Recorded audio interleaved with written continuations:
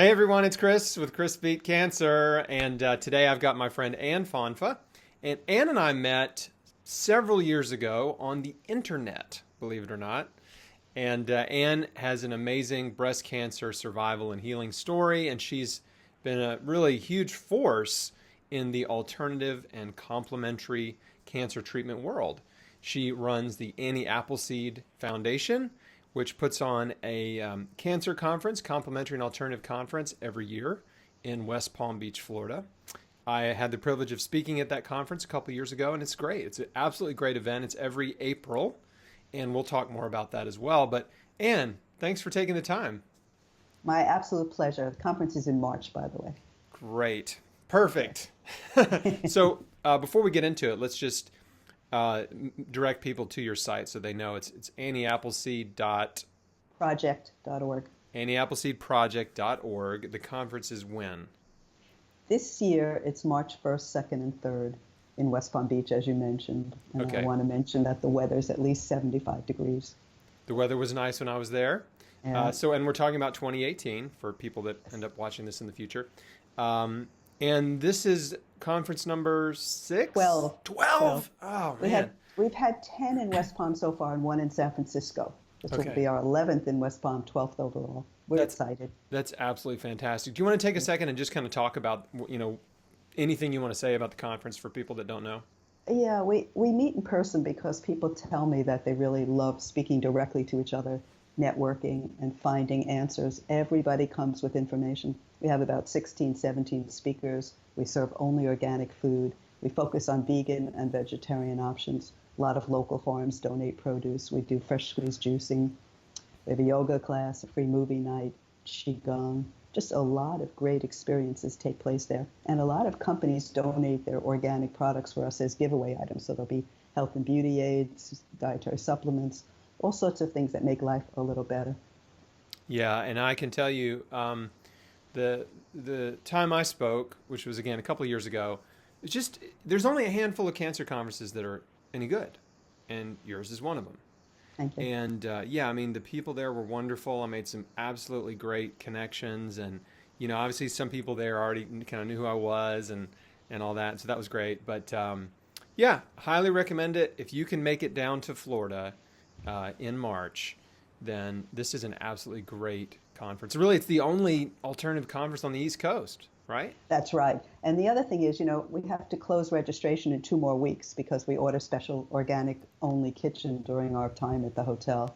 And there's a free shuttle from the airport. It's right by the West Palm Beach airport, very convenient. And there's some hotel rooms left, but get them quickly because Florida fills up and gets very expensive if you miss the deal. Better jump on it. Okay. Yeah. So, Anne, can we talk about your breast cancer story?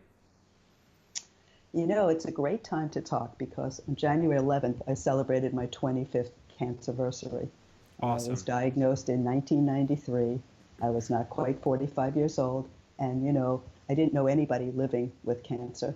And in fact, as you may have experienced, and some of your listeners might have, people went out of their way to say to me, oh, yeah, my next door neighbor's sister's, oh, but she died. Oh, my coworker's friends, oh, but they died. Thanks, that's really helpful. Yeah. And because I was younger, I didn't know anybody living, so I thought this is over.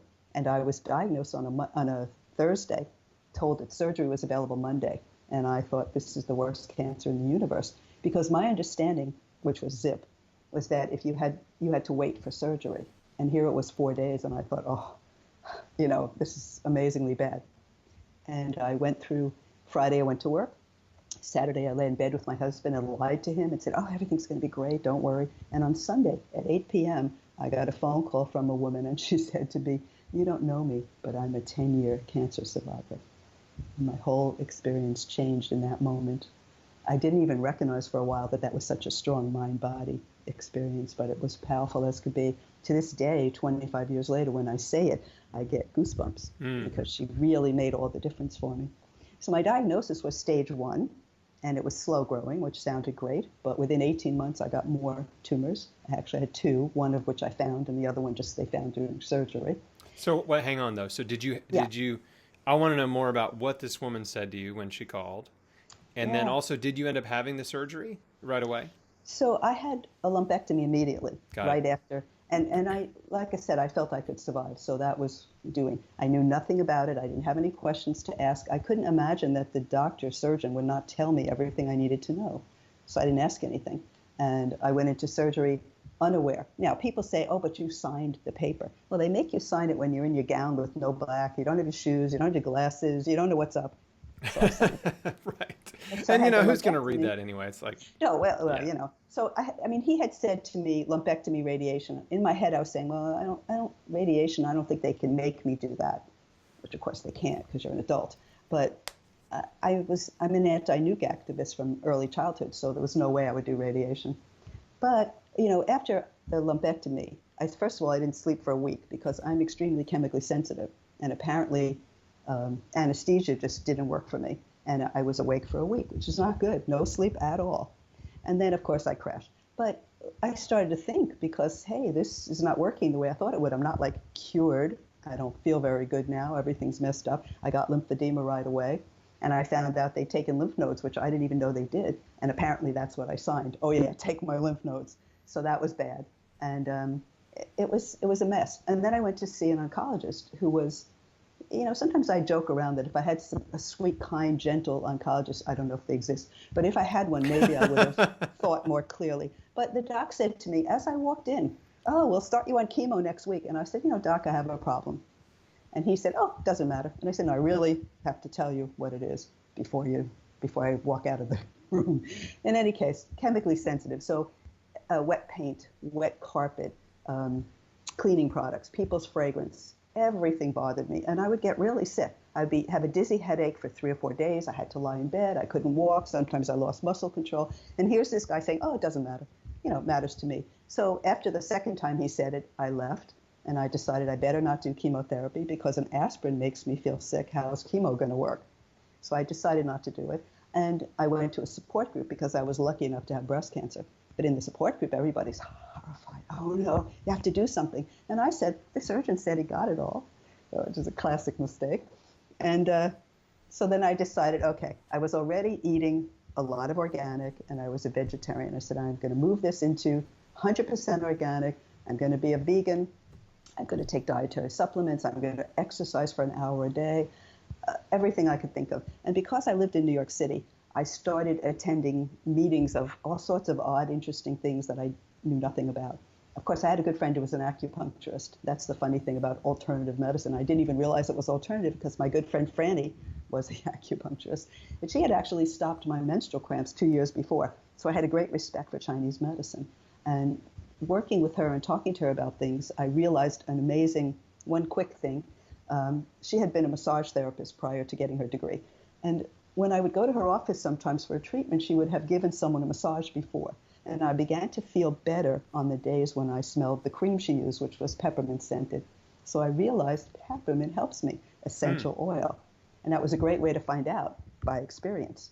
So the natural world was good to me. Acupuncture was good. Finding out about essential oil was great.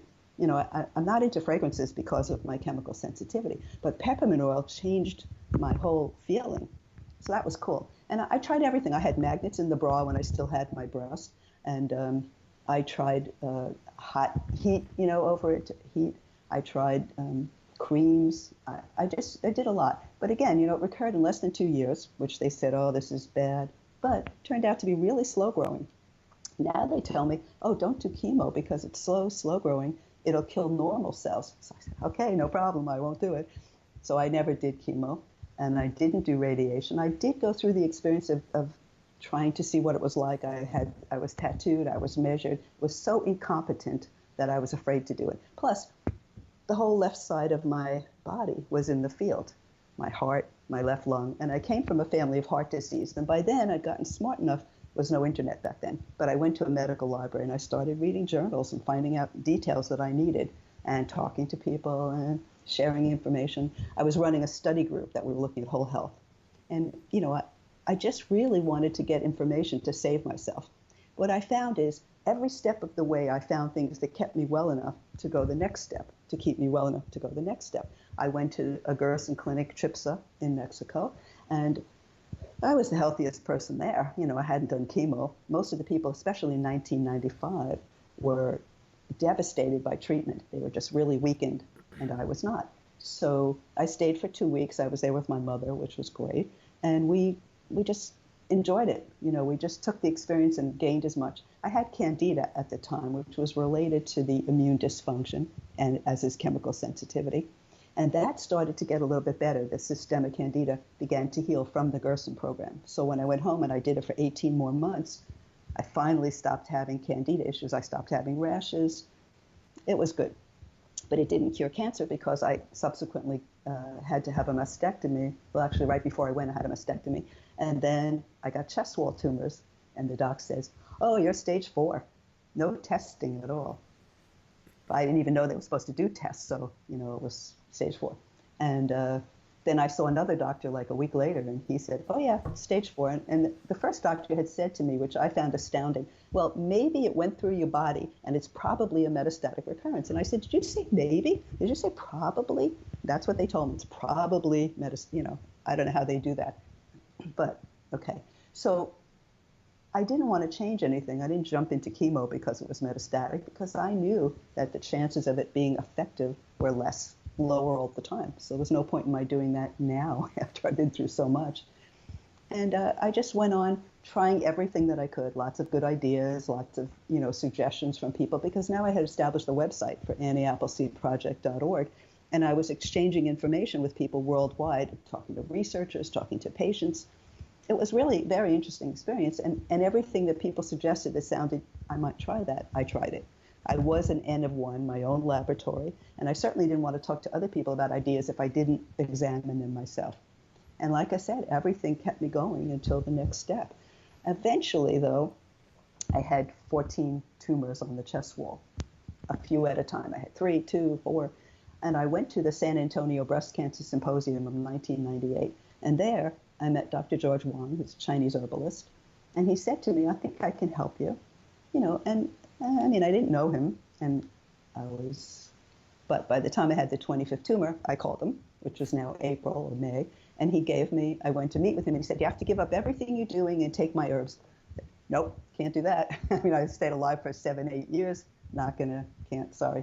And we, of course, agreed that I would do my protocol. So I took the first dose of herbs, very exciting. He made a special prescription for me in Chinese. I took it to a herb store in Chinatown in New York City. I made the tea. I turned into hive. Every inch of my body was covered in hive. So that made me nervous. I don't know. But my friend, the acupuncturist, wasn't in town. No cell phones in the good old days. So I couldn't reach her. And I went to a dermatologist and got antihistamine, which turned out I had a bad reaction to, but that's another whole story.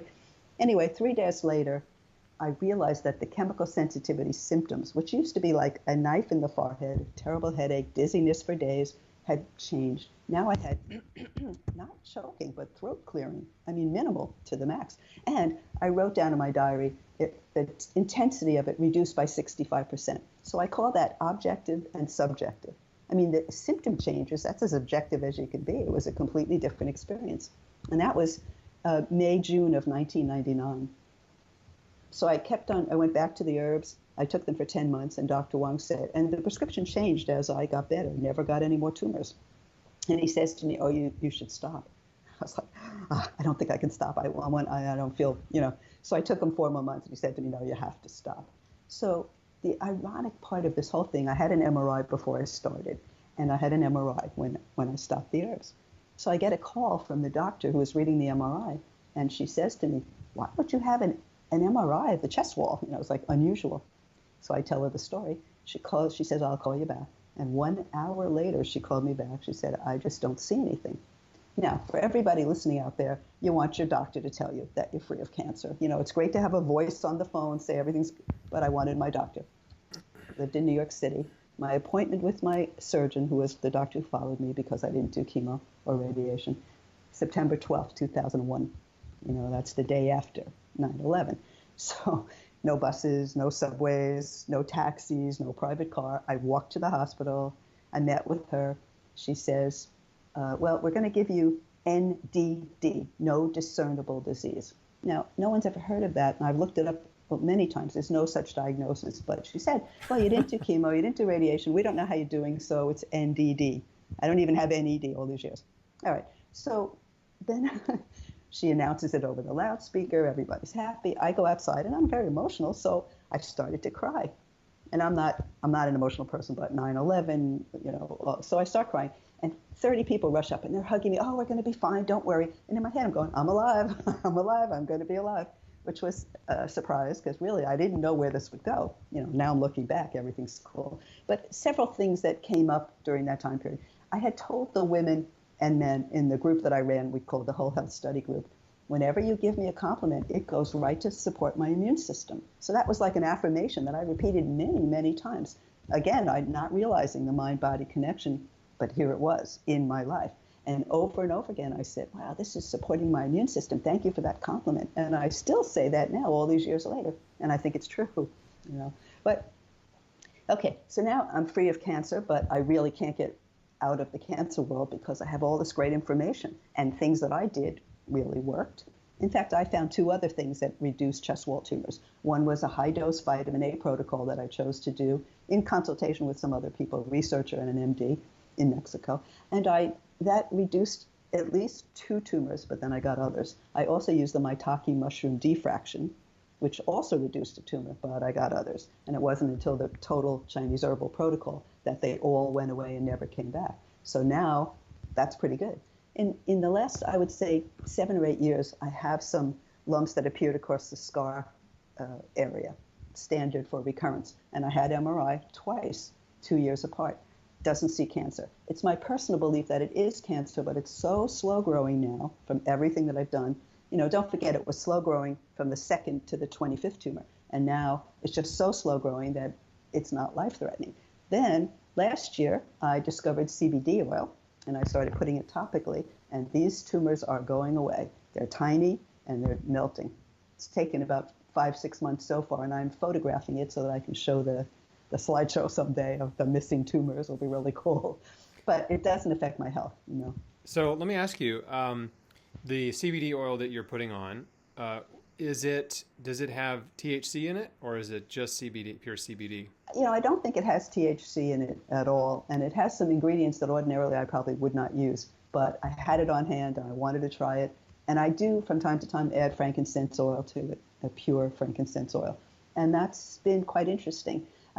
I don't know if it's going faster since then. I can't remember really, but I'll look at the photographs at some point. But it's definitely making a difference. I mean, that's the thing about the natural world, as well as I.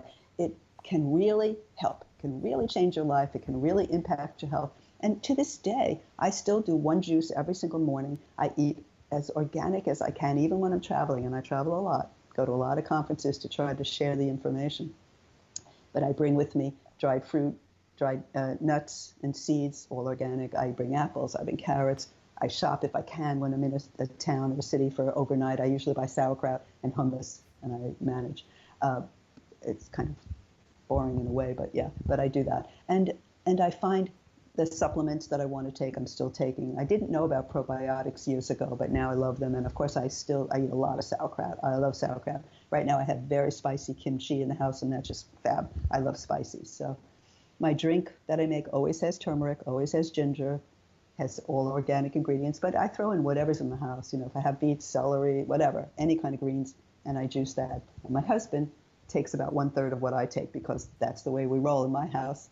I give it to him, he takes it. So during the time when you started working with Dr. Wong, who I have great respect for as well, and did a consultation with him at the Annie Appleseed Conference a couple of years ago, and it was fascinating. So during that time, can you talk about what your diet and other supplement regimen was like while you were working with him? Yeah, I was. Were you still on basically vegan diet? Yeah, I was very interested in vitamin C powder. I didn't really know about IV drips. Well, I knew about them, but I didn't know where they were available. I had a couple in Mexico, but I didn't know how to get them in New York City, and I just didn't. But I was using powder in my water, and to this day, I still use vitamin C powder. So I get about maybe 2,000, 2 grams a day. But in those days, I was doing up to 18 grams. They say you have to find bowel tolerance. That never happened for me, so I just kept taking it. Yep. And that was cool. And I take resveratrol. I use green tea capsules because I don't like the taste of green tea. The only way I can drink it is with another flavor. You make accommodations. And I have my vegan program, not like everyone else's, because at a certain point, about 20 years ago, I discovered the Budwig protocol, and I wanted to try it. But I hate cottage cheese, so I found biodynamic quark, and I had that with flaxseed oil.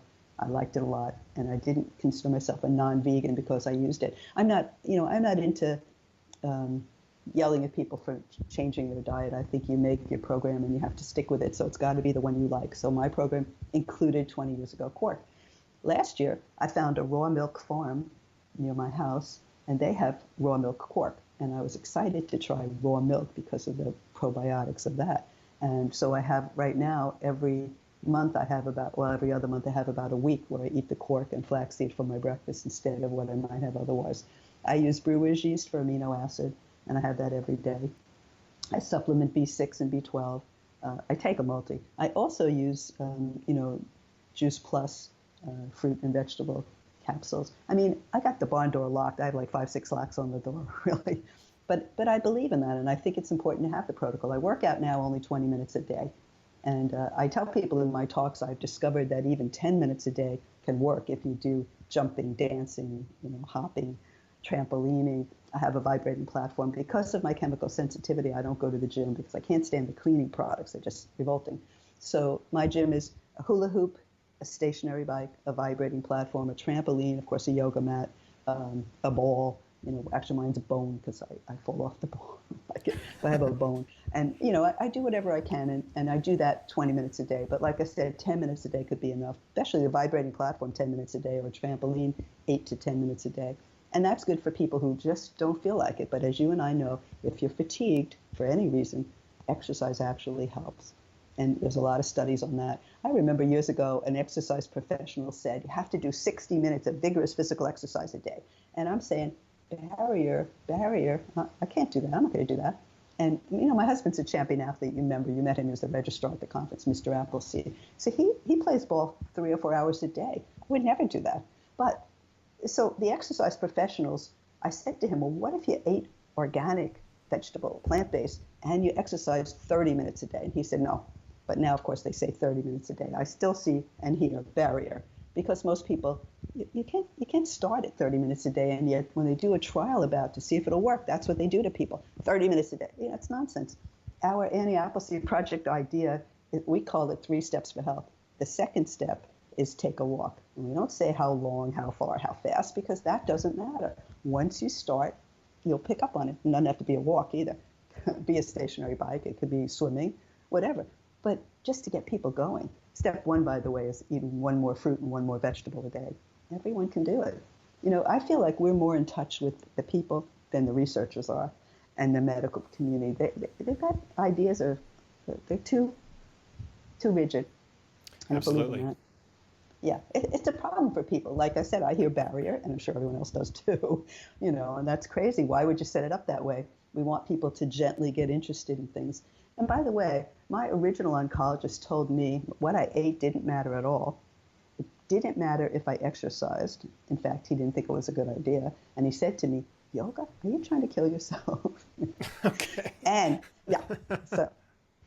my immune system had nothing to do with cancer. So all those things have been proven wrong. But they were considered alternative in those days. So when someone says to me, oh, alternative, I don't do that, I say, well, actually, yesterday's alternative is today's therapy. So I wouldn't be so quick to dismiss it. And of course, that's the main reason that I go to the medical conferences I go to, because I want to explain to them, hey, you used to think eating was alternative, exercise was, hey, it's not. And I want them, because, most people are not going to find you or I. They're not going to meet us. They're going to do conventional stuff. They're going to do surgery like I did before they turn around. They're going to have chemo, and I want to help them. So we have a handout on our website, for example, how to reduce treatment toxicity.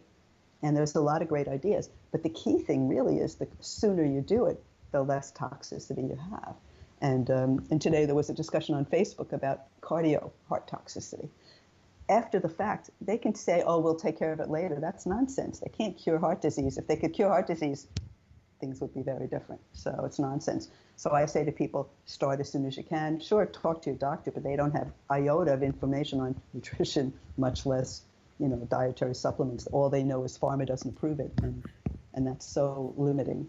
So we have to be we share. At any Appleseed Project, we help anybody in any circumstance because we can. We've gathered the evidence. You can share the evidence. You can be persuaded.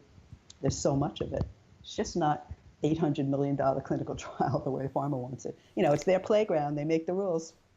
It's true. It's amazing how powerful, just the latest study on fruits and vegetables, that 10 servings a day, which I know you're saying just start with one extra, which is a good start. But 10 servings a day has been shown now to be just absolutely phenomenal for health, for preventing heart disease, cancer, diabetes, premature death, and walking, even just brisk walking, up to 30 minutes a day, reduced recurrence of breast cancer by 50% after 9 years in a study on patients. So the most basic things you could ever think of, eating more fruits and vegetables and walking more, are some of the most powerful. And, Agreed. We're just trying to tell people, trying to get them to listen and believe and do it. So tell me what the woman who called you said to you. So she didn't know me. She said, first words, "You don't know me, but I was told that you have breast cancer. And I would like to share with you that I'm a 10-year survivor." My heart just changed. Everything changed because I didn't know it was possible to survive, much less 10 years. And that gave me the impetus to realize that I could survive. I wasn't petrified about the whole thing. I either thought I would die at first, and then I thought, okay, I'm going to live. And I was calm. I'm not emotionally, generally speaking, I'm a pretty calm person. So I felt like this is my opportunity. Now, in the support group that I joined were maybe 9 other women, and everybody had something to report. And I gathered information like a sponge. One woman had been pregnant when diagnosed. That was amazing. I didn't know that was possible. One woman's father had breast cancer, and she was told by the doctor, oh, it doesn't matter if your father has breast cancer, it's only the mother. I'm like, wait, because I know 23 mom and dad, maybe, I just didn't understand. And it made me think that, and this is all offense to MDs, some are okay, but most of them are as narrow-minded as possible. And I just kept hearing these stupid things. Oh, another thing, this woman whose father had breast cancer, she worked in a hospital. She didn't want to reveal it because she felt she would be ostracized by the medical community she worked with. How's that? Pretty creepy. So she said she told her surgeon not to cut the nerve in the arm, and which they automatically cut. Apparently I signed for that too without knowing. So I go back to my surgeon. I said, why did you cut the nerve? And he says, well, it might develop scar tissue and it might cause a problem. I said, so you cut it just in case. And now you have no feeling in a certain area of your body. Why do they do that? It's just crazy. I have a whole theory, as you may know, about lymphedema and lymph nodes. I think our lymph nodes catch cancer, and they're supposed to. They are part of our immune system, and a very effective part. And when you mess it up, when you take lymph nodes from under the arm, a major place for them, they ruin the lymphatic system for the rest of someone's life. And in their science, they're supposed to measure outcomes, but they never look at that. They're saying, oh, did we get all the lymph nodes? So what? We know you can't get all the cancer. And when the doctor tells you we got it all, which I heard, it's meaningless. Because A, you can't get it all, and B, you can't get it all. It's ridiculous. Yep, they told me the same thing. And and the nice thing is now, again, studies in the last couple of years, there have been one study I'm thinking of in particular where they realized that cancer starts to metastasize before it's even big enough to be detected on a scan. So, those circulating tumor cells and circulating stem cells leave the primary tumor site before you even know you have cancer. So it's metastatic at stage 1. It's already in other parts of the body.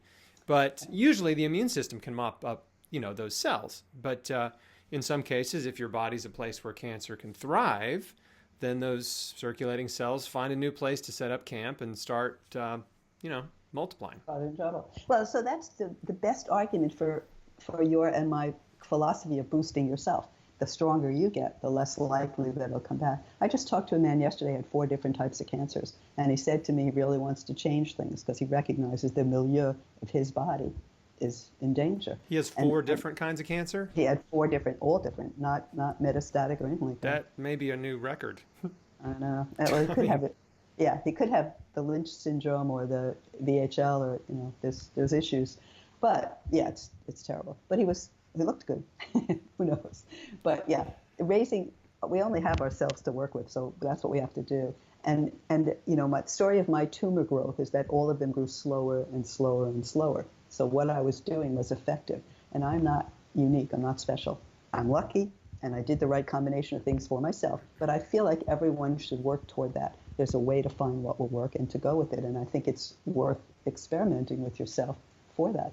And the problem with conventional treatment, it harms. It helps some people. It harms everybody. It's a problem. Big problem. Yeah, it's, for a lot of people, it's helpful in the short term, harmful in the long term, right? And what I love about your story too, I mean, I just love the fact that you had the disposition and discipline to just keep doing what you were doing and not panic and not freak out when you had recurrence, right? Because you had 25 tumors on your chest wall. And I mean, a lot of patients, myself included, right? If I had 25 new tumors in my body, I would be freaking out, right? I would be panicking. And I know some people watching this or listening to it on the podcast are dealing with the recurrence right now, right? And they're really struggling with fear and anxiety and doubt and wondering what to do. And your story's so great because you just, you didn't let the fear take over. And I'm sure there were days when, the worry was something you struggled with, right? But just the fact that you kept learning and researching and trying new things, like that is so important. And you just didn't give up and just say, okay, just treat me with whatever, because I give up. It's interesting because I thought I started to feel like I was a laboratory and I had to find answers. But the scary time for me came when my surgeon said, if we take any more tumors surgically, you will need a plastic surgeon. Now, chemically sensitive, I can't put anything in my body. I don't have reconstruction for that reason, not just that reason, but that's one of the part of it. I can't have mesh. I can't have bandaging. I turned into blisters all over the place. So that was a scary time. But then Dr. Wang came along at exactly the time that I needed him. Another mind-body connection. Things came to me when I needed them. I found things at the right time, and they worked. But again, I'm not special. I just tried very hard. But that's why I started AnnieAppleseedProject.org, so that I could say, here's all these things that might help. For example, I had a catheter put in to get vitamin C drips in Mexico. They only ended up doing 2 or 3, but I had the catheter. I come back to New York, I have the catheter. Nobody tells me it has to be rinsed out all the time, or this has to happen, or that had to happen. I didn't get sick. My immune system was strong. But eventually I said, I should take this out. I could not find a surgeon in New York City who would take it out. 12 doctors said to me, you have to go back to Mexico. They'll take it out. One doctor said, you have to go to the infectious disease specialist and get treated before I'll take it out. And I said, I don't have an infectious disease. And the 13th doctor said, I'll take it out for you. It took 10 minutes. Wow. That's, surprising, not surprising. I know. Well, here's another part of it. So it developed scar tissue. So I already had lymphedema on this side, and I wore a sleeve for 20 years. Now I don't anymore. So this side, I was having trouble. I couldn't lift my arm anymore. And I went to a party Labor Day weekend many years ago, and these African-American women said to me, why don't you try cocoa butter? It reduces scar tissue. I go out, I buy organic cocoa butter, I put it on 3 months to the day, no problem, all dissolved. So, of course, I put that on our website, and people wrote to me from all over the world with their experiences with cocoa butter. Now we have social media. You get immediate feedback on any good idea or discussion, and now I love that, really do. But all the ideas, all the things I tried, I put on the website. I found the research. I kept, it was good. The internet is fabulous. Everybody knows pubmed.gov, pubmed.gov. That is the Library of Medicine, and you get every study, including the articles I've written. I mean, it's amazing. Everything's there. It's very useful. And some people have doctors they can talk to about the issue and receive excellent feedback. Some people get, oh, just do what you're doing, don't tell me. And some get, oh, don't do anything. If you have a doctor who says, no, get a different doctor. That's my advice. You need a doctor who gets you. I got to meet and interview your friend Annie Brandt at the Truth About Cancer conference, and which you were there too. And that was a real treat because I had never met her. I'd heard about her, for years, and And she was really fantastic. Just again, the two of you are just like the two most important Anns in the cancer world, right? We're Ann and Annie. We love it. We have a song. Yeah, and people get confused because your organization is Annie Appleseed, but you're Ann, and she's Annie, and hers is Best Answer for Cancer. But anyway, that's great. So what? I want to be respectful of your time, and I'd just like to ask you one more question, and that is, even though you've already said a lot, what does someone need to know when they're first diagnosed? Like, what's the most important thing you tell people when they say, help, where do I start? What do I do? So I tell people immediately change your diet, start reading labels. Don't eat anything with artificial ingredients or artificial flavors or preservatives. I eat none of that stuff. The second thing is, solicit help from everybody you know. Allow your friends to help you do whatever it is you need to do. I mean, I had people cutting up carrots for me because I couldn't do that many per week. Accept help. That's very important. But also, look on the internet, and advocate sites and sites like yours are the ones that they should be looking at. People who've experienced it, who are giving good information. I think most of the, WebMD, let's say, has advertising. When a site has advertising, I just can't feel okay about what they're saying because, let's face it, when you get paid, you feel differently about what you talk about. When I talk about any company that comes and exhibits at our conference or gets involved, I always say, hey, they've been exhibiting at our conference or they donate a product or whatever, so that people understand, because there's a tiny bit of, I like them better, And so I tell people, if you don't like what your doctor said, if you don't feel comfortable, change doctors. Get a second opinion, definitely, very important. Second opinions can be very helpful. Of course, they can differ, which is the point of it, and then you need another opinion, or you sort it out with people like you, or people like me, or people like Annie, or other people like us who are trying to help. And you never give up. There's always another step to take. That I'm sure of. Living proof. Absolutely agree with that. I love it. Well, thank you so much, Ann. This was That's great. Again, I'm going to put links below this video, and if you're listening on the podcast, I'll put a link to the show notes, and where you can find Ann, find out about Annie Appleseed.